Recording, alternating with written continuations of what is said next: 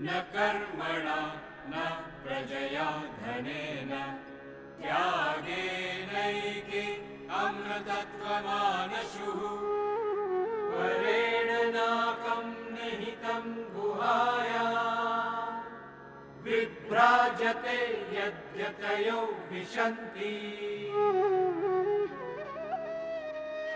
न कर्म से, न संतान से, न संपदा से, बल्कि त्याग से ही अमृतत्व की प्राप्ति होती है। त्याग से ही स्वर्ग से महान चित्त की गुहा में बैठे उस स्वयं प्रकाशमान की प्राप्ति होती है। सत्यम वद धर्मम चर। हमेशा सत्य बोलना, हमेशा धर्म का पालन करना। आज समावर्तन पर मेरी तुमसे यही अभिलाषा है। आज यहां से जाने से पहले क्या तुमने अपने जीवन की दिशा तय कर ली है? भोगनाथ, मैंने स्थापत्य कला पर ग्रंथ लिखने का संकल्प लिया है आचार्य। वेंकटनाथ, आचार्य, मैं साहित्याचार्य बनना चाहता हूं, काव्य पर प्रबंध लिखना चाहूंगा। सुदर्शन भट्ट, आचार्य, मैं श्रीरंगम जा भगवान श्री रंगनाथ की उपासना में अपना जीवन व्यतीत करना चाहता हूं। सायण, मैं चारों वेदों की व्याख्या और भारतीय दर्शन की सभी धाराओं का सार संग्रह करना चाह रहा हूं आचार्य। माधव, मैं कुछ नहीं बनना चाहता आचार्य। अर्थात मैं अपना जीवन उन्हें वापस करना चाहता हूं जिन्होंने मेरा भरण पोषण किया है। मेरी मातृभूमि, मेरा धर्म, मेरा देश। खिलजी के आक्रमण और लूट खसोट ने देशवासियों को कुंठित और भीरू बना दिया है। मैं अपने देशवासियों के भीतर स्वतंत्रता, निर्भयता और स्वाभिमान के संचार के लिए अपना जीवन समर्पित करना चाहता हूं आचार्य। शुभास्ते पंथानः। सन 1295 कांची से आचार्य विद्या तीर्थ से क्षण दर्शन में दीक्षित हो सभी अपने अपने नगर लौट गए। अपने नगर लौटकर सबने ब्रह्मचर्य आश्रम से गृहस्थ आश्रम में प्रवेश किया। माधव का भी वैतिहोत्री से विवाह हो गया। कल का विद्यार्थी अब शिक्षक था। कर्म कांड से माधवाचार्य की जीविका चल रही थी। गृहस्थ आश्रम के दिन सुख से कट रहे थे, पर शांति से नहीं। अन्ना, क्या बात है सायण? एक अशुभ समाचार है कि श्रीरंगम में मलिक काफूर की सेना ने भगवान श्री रंगनाथ के मंदिर पर आक्रमण किया और पूरे नगर पे लूटपाट मचा दी। लेकिन किसी ने उन्हें रोकने की कोशिश नहीं की। सब कुछ इतना अचानक से हुआ। तो सब चुपचाप बैठकर देखते रहे, यही सोचकर कि यही उनकी नियति है। वैसे सुदर्शन भट्ट और वेंकटनाथ राय ने भगवान श्री रंगनाथ की प्रतिमा बचा ली। इसके अतिरिक्त उन्होंने ढेर सारे पांडुलिपियों की रेत के नीचे छिपाकर रक्षा की। किंतु सैकड़ों लोगों के प्राण नहीं बचा सके। हमें शीघ्र ही श्रीरंगम चलना होगा। माँ का स्वास्थ्य अब ऐसा नहीं है कि उन्हें छोड़कर आप कहीं जा सके, और अब आप अकेले भी तो नहीं हैं। तो मैं क्या करूं वैतिहोत्री? एक और परिवार और दूसरी ओर देश। क्या मैं आदर्श परिवार बसाकर अपना जीवन यूं ही समाप्त कर दूं, या उन चुनौतियों को स्वीकार करूं जो देश के सामने है? एक और मनमोहक संबंध है और दूसरी ओर संस्कृति, धर्म और देश। अगर मैं संबंधों को छोड़ता हूं तो व्यवहारिक और सांसारिक लोग मुझे कर्तव्यहीन कहते हैं, और यदि मैं अपनी मातृभूमि से मुंह मोड़ लेता हूं तो अपनी आने वाली पीढ़ियों को क्या उत्तर दूंगा? क्या मैं देश का विनाश यूं ही देखता रहूं? नहीं, आपको श्रीरंगम जाना ही होगा। माधवाचार्य निकल पड़े श्रीरंगम की ओर। वहां हर किसी के चेहरे पे आतंक की छाप दिखाई पड़ती थी। सारा नगर थका कर मारे गए हिरण की भांति चित्त पड़ा था। माधवाचार्य ने अपने मित्र सुदर्शन भट्ट की बहुत खोज की, लेकिन उनका कुछ पता न चला। और तब माधवाचार्य निकट के ही एक नगर सत्यमंगल जा पहुंचे, जहां वेंकटनाथ राय का निवास स्थान था। मलिक काफूर की सेना ने नगर में प्रवेश करते ही लूटपाट आरंभ कर दी। लुटेरे तो अंततः लुटेरे ही ठहरे, स्त्री पुरुष के भेद से अनभिज्ञ, बच्चे बूढ़ों पर दया से परे। जो भी सामने आया उसे काटते रौंदते हुए सीधे पहुंच गए श्री रंगनाथ जी के मंदिर। तो भला हो उस सुदर्शन भट्ट का। उसके साथ मिलकर हमने श्री रंगनाथ जी की प्रतिमा और बहुमूल्य पांडुलिपियां बचा ली। कहाँ है सुदर्शन भट्ट? मैंने सुना है कि वह उस आक्रमण के दुख से भीतर ही भीतर घुटता रहा और एक दिन चल बसा। और मैं अभागा, इतना सब कुछ देखने के पश्चात भी जीवित हूं। कायरों की भांति रोना बंद करो देशीकर। कहां गया तुम्हारे युवा काल का साहस, स्वाभिमान और आत्मविश्वास? तुम मेरी स्थिति को समझते यदि तुमने वह सब देखा होता जो श्रीरंगम में मैंने देखा। वह एक दुःस्वप्न था। मैं श्रीरंगम की दुर्गति देखकर आ रहा हूं, कल्पना कर सकता हूं, किंतु इसका यह अर्थ नहीं है कि हम निर्बलों की भांति रोना आरंभ कर दें।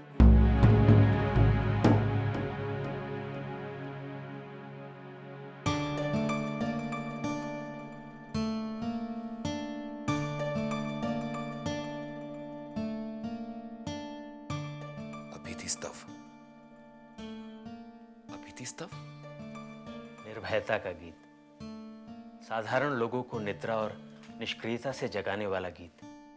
मैं भी अब तुम्हारे समान देश की मुक्ति के महायज्ञ में समर्पित होना चाहता हूं। वेंकट, तुमने मेरे उद्देश्य का मार्ग प्रशस्त किया। निर्भयता का यह गीत लिखकर तुमने मेरी भावनाओं को अभिव्यक्ति प्रदान की। तुम्हें किस मुंह से धन्यवाद दूं? यह धन्यवाद का अवसर नहीं है। चलो मिलकर अपने देश को संगठित करें। निर्भयता का गीत अभितिस्तव, जिसे दोनों दोस्त मिलकर नगर के मंदिरों के प्रांगण में और चौराहों पर गाकर लोगों में जागरूकता पैदा करने की कोशिश करने लगे। समय बीतता गया, दिल्ली सल्तनत में भी उठापटक जारी थी। खिलजियों को हटाकर तुगलक वंश ने सत्ता संभाल ली थी। तत्पश्चात कुछ ही दिनों के बाद मोहम्मद बिन तुगलक ने अपने वालिद को मौत के घाट उतारकर सल्तनत की गद्दी हथिया ली। गांव, नगर, मंदिरों पे हमले बदस्तूर जारी थे, बल्कि पहले की अपेक्षा अधिक हो गए थे। सूफियों और संतों से खतरा महसूस करने वाला तुगलक पुराने बादशाहों की अपेक्षा अधिक निरंकुश निकला। लेकिन कहीं भी इसका संगठित विरोध सामने नहीं आया। दक्षिण भारत की तो राजनीति की कोई स्थिति ही नहीं थी। माधवाचार्य ने घूम घूम कर स्थानीय राजाओं से संपर्क स्थापित कर उन्हें दिल्ली सल्तनत के विरुद्ध संगठित होने का आह्वान किया, किंतु असफल रहे।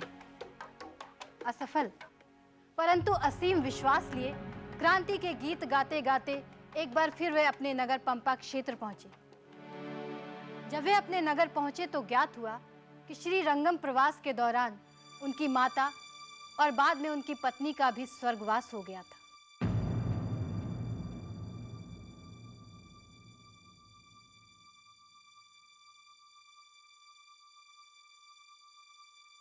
अन्ना,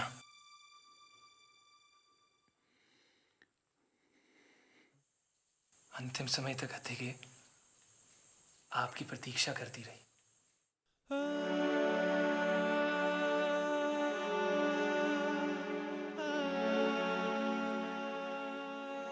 तुमने वेदों पर भाष्य लिखना शुरू किया या नहीं? ऋग और अथर्ववेद पर भाष्य लिख चुका हूं।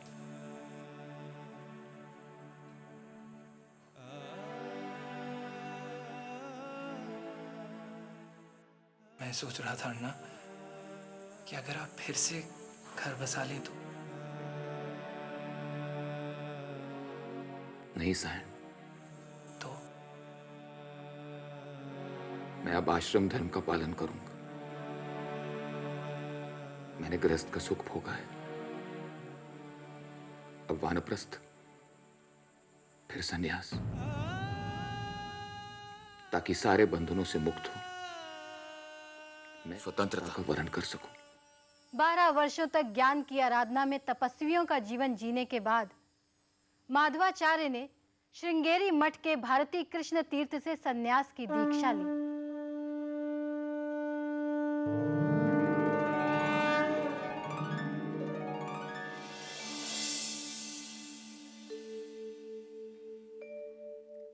आज से तुम्हारा नाम विद्यारण्य हुआ। विद्यारण्य, अब तुम सांसारिक बंधनों से मुक्त सन्यासी हो। गुरुदेव, मैंने अपने परिवार के प्रति सभी कर्तव्यों को पूरा कर लिया था, इसीलिए संन्यास का निर्णय लिया था। पर इस देश के प्रति मेरा कर्तव्य अभी भी अधूरा है, इसीलिए राष्ट्रीय कर्तव्यों से मेरी मुक्ति नहीं। तो क्या तुम मोक्ष नहीं चाहते? इस समाज की मुक्ति में ही मेरी मुक्ति है, मेरा मोक्ष, मेरी आत्मोन्नति इस देश की स्वतंत्रता में ही है गुरुदेव। तो जाओ सन्यासी और एक नया इतिहास रचो कि राष्ट्र धर्म ही सबसे बड़ा धर्म है। और कुछ दिनों बाद वह अवसर आया जिसकी विद्यारण्य को सालों से प्रतीक्षा थी। बाबा, क्या पंपा क्षेत्र का रास्ता यही है? तुम लोग सही रास्ते पर हो। कहां जाना है तुम्हें? हम एक माधवाचार्य को ढूंढ रहे हैं।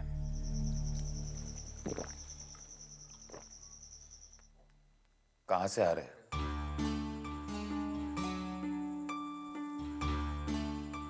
दिल्ली से।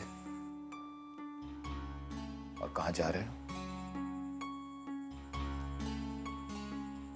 जाना तो हमें कुम्मत दुर्ग है। माधवाचार्य से तुम्हें क्या कहा? सुना है वर्षों पहले उन्होंने इस सोए हुए देश को जगाने का प्रयत्न किया था। कौन हो तुम लोग? मेरे भाई हो। सन्यासी ना तो किसी से भयभीत होता है, ना किसी को भयभीत करता है। हम दोनों विद्रोही हैं। तुगलक से बगावत कर हम दोनों यहां भाग आए हैं। मोहम्मद बिन तुगलक से बगावत? जी बाबा, यहां कभी हमारा शासन चला करता था। हमारे पिता संगम देव कुम्मत दुर्ग के राजा कंपिल देव के यहाँ कोषाध्यक्ष थे।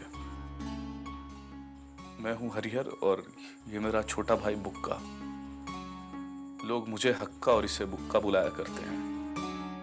सौभाग्य से कंपिल देव हमारे श्वशुर भी थे, किंतु सब उजड़ गया। मोहम्मद बिन तुगलक की सेना ने अचानक हमला करके पूरे नगर में निर्दयता पूर्वक मार काट मचा दी।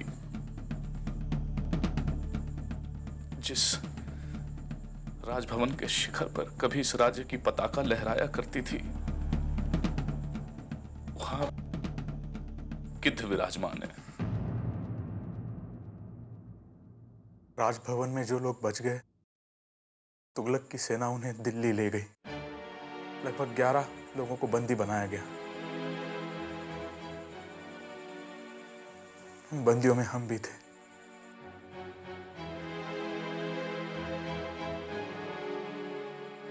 वहां जो हुआ उसका वर्णन संभव नहीं है।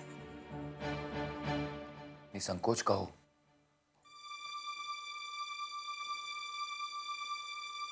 जब हम लोगों को दिल्ली के दरबार ले जाया गया, अदब, बा मुलाहिजा होशियार, शहंशाहों के शहंशाह, बादशाहे जहां, वालिये मासिवा, नैबुल्लाहे फिल अर्ज, सुल्तान मोहम्मद बिन तुगलक तशरीफ ला रहे हैं। सुल्तान आलम को दक्कन की फतेह मुबारक हो। हमारी फौज ने कंपिल के महल पर कब्जा कर इनको गिरफ्तार किया है और बतौर नजराना इन गुलामों को आपकी खिदमत में पेश किया गया है। इन्हें कबूल फरमाएं।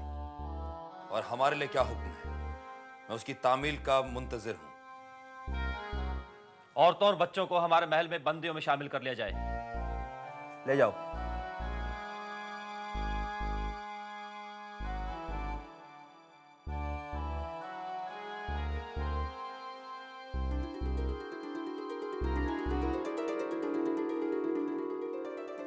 और इन्हें गुलामों में शामिल करने से पहले इन्हें कलमा पढ़वाओ।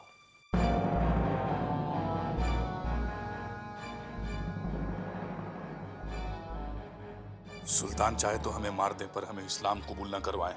इनका खतरा जरूर करवाना। अगर गुस्ताखी माफ हो तो मैं कुछ अर्ज करना चाहता हूं। बेखौफ बाआवाज़े बुलंद कहो। किसी को मजहब कबूल करने पर मजबूर करना, वो भी उसे जो हमारी गिरफ्त में है, एक गैर इस्लामी शेवा है। खामोश। खतना करना भी सुन्नत है, फर्ज नहीं। अपनी जबान को लगाम दो। अल्लाह का फरमान यही है और रसूल अल्लाह का कौल भी। ले जाओ इसे यहां से और इसकी जबान काट कर ठोक दो इसके घर के दरवाजे पर, ताकि सनद रहे कि तुगलक के खिलाफ उठी आवाज हमेशा के लिए बंद हो जाती। पर तुम लोग तुगलक की गिरफ्त से निकले कैसे? तुगलक ने दक्षिण के राज्यों पर अपना अधिकार कर लिया, किंतु उसके शासन की अव्यवस्था और अराजकता इतनी बढ़ गई कि उसे संभालने के लिए दिल्ली से सेना भेजनी पड़ी। किंतु तुगलक ने अपने उन सैनिकों के साथ कारावास भोग रहे दक्षिण के बंदियों को भी भेजा। उन बंदियों में हम भी थे, किंतु रास्ते में अवसर देख सेना से अलग हो हम इधर निकल आए। किंतु अब समझ नहीं आ रहा कि क्या करें। युद्ध, स्वतंत्रता के लिए युद्ध। विद्यारण्य को अब वे सैनिक मिल गए जिनकी उन्हें बरसों से प्रतीक्षा थी। उन्होंने हक्का बुक्का के साथ मिलकर गांव-गांव जा स्वतंत्रता का शंख फूंका। अब हर गांव, हर नगर में हजारों हक्का बुक्का तैयार थे। क्यों ना इस महासमर का प्रारंभ हम अनेगोंडी से करें? गुरुदेव ठीक कह रहे हैं। अनेगोंडी पर तुगलक का कब्जा है और अनेगोंडी पर तुगलक का वफादार नुमाइंदा मलिक नायब निहायत ही अय्याश और नालायक है। वो दिन रात नशे और नाच गाने में डूबा रहता है। यदि हमने साहस किया तो अनेगोंडी वापस हमारा हो सकता है। योजना क्या है? मैं अपने साथियों के साथ मलिक नायब के महल में घुसूंगा और मैं अनेगोंडी के महाराज जम्बुकेश्वर राय को छुड़ाने किले के पास बने तहखाने में घुसूंगा। और अगर असफल रहे तो? मृत्यु निश्चित।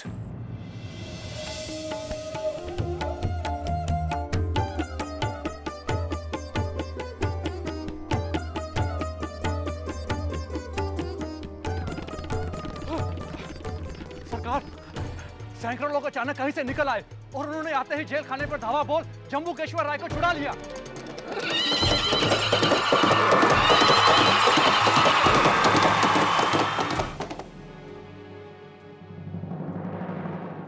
इतिहास साक्षी है कि एक सन्यासी ने एक साम्राज्य की स्थापना की।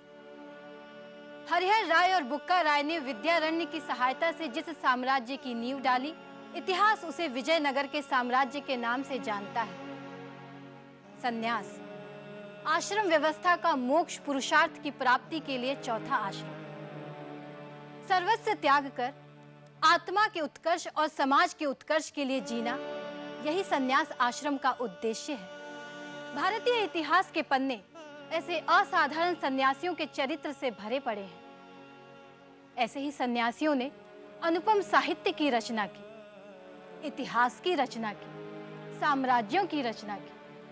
विद्यारण्य ने वेदों व उपनिषदों पर, भाष्य व अद्वैत दर्शन पर, पंचदशी, जीवन मुक्ति विवेक, अनुभूति प्रकाशः, पराशर माधवम, देवी आराधना स्तोत्रम नामक रचनाएं लिखी। संगीत सार नामक रचना लिख उन्होंने कर्नाटक संगीत की नींव भी डाली और बाद में वे श्रृंगेरी शारदा पीठ के अधिपति बने। आओ समाज के लिए अपना सर्वस्व दे देने वाले ऐसे सन्यासियों को हम प्रणाम करें। वेदांत विज्ञान सुनिश्चितार्थाः संन्यास योगात् यदयः शुद्ध सत्त्वाः ते ब्रह्मलोकेषु परांधकारे परामृतात् परिमुच्यन्ति सर्वे। वे जो शुद्ध चित्त से त्याग के मार्ग में प्रयत्नशील हैं, वे ही उस ज्ञान को समझ पाते हैं जो उपनिषदों में निहित है, और अंत में ब्रह्म को प्राप्त कर सभी बंधनों से मुक्त हो अमृत को प्राप्त होते हैं। संसार को छोड़ने और बंधनों से मुक्ति की अभिलाषा क्यों? क्या प्रेम भी बंधन है? देखिए अगले प्रकरण में याज्ञवल्क्य और मैत्रेयी का प्रसिद्ध संवाद, जो अमृत और प्रेम के रहस्य का उद्घाटन करता है बृहदारण्यक उपनिषद से। यस्य प्रसादात् भवमङ्गलार्थाः प्रसूत गङ्गोपनिषद